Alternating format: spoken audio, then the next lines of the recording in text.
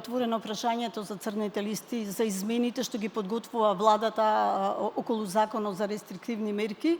И ме интересира лично дали тој закон ви помага на вас во МВР во справувањето со корупцијата и криминалот? Прво, кога говорите дека сте стратешки партнер со некого, вие мора да бидете стратешки партнер во се. Не да бидете стратешки партнер кога ќе треба да ви се помогне, да ве подржи во процесите, а кога ќе треба да бидеме заедно во процеси кои што таа држава ги води, ние да се повлекуваме. Апсолутно мислам дека треба да се прати јасна политичка порака, јасна политичка волја да биде изразена и нема кој друг да ја прати отколку оваа влада.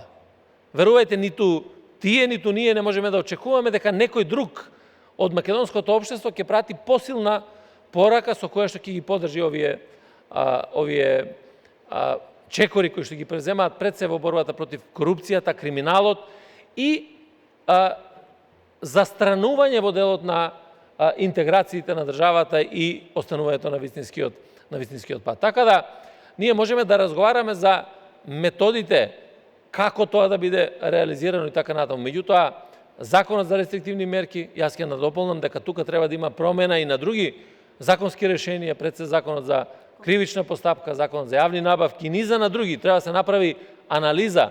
Меѓутоа, мора да се каже дека јасната политичка волја треба да биде изразена и на тој начин да покажеме дека навистина сме стратешки партнер кој што тоа партнерство мора да го гради пред се на искреност и на безпрекорна соработка. И само едно кратко, ако може и кратко да одговорите. Долго го чекавме договорот за Фронтекс, нели во април го подпишавме. Дали беше само заради македонскиот јазик или пак донесе некои, како да кажем, придобивки за нас? Тоа се два аспекта на договорот. Ако ме прашувате дали има придобивки од договорот за Фронтекс, огромни.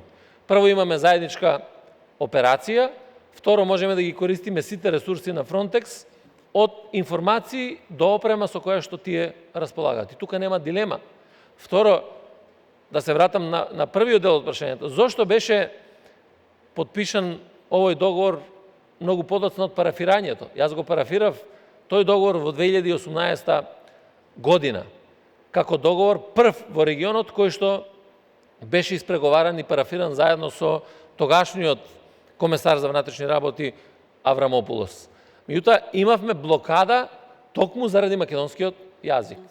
И за мене беше неприфатливо да менуваме текст на договор само заради тоа што држава, членка на Европската Унија, како што е Бугарија, која што склучила договор помеѓу Република Северна Македонија и Бугарија за добрососедство, и тој договор е склучен на бугарски и на македонски јазик, да го признаете обстојувањето на македонскиот јазик на државата и така натаму преку тој договор, за да после една година ви текне дека нема тоа да се случи во европските документи. И мислам дека тоа беше непринципиелно и освен чекање да се подпише тој договор, не ни остануваше ништо друго.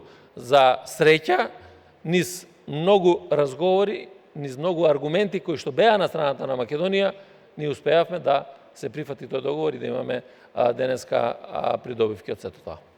Ви благодарам, министре.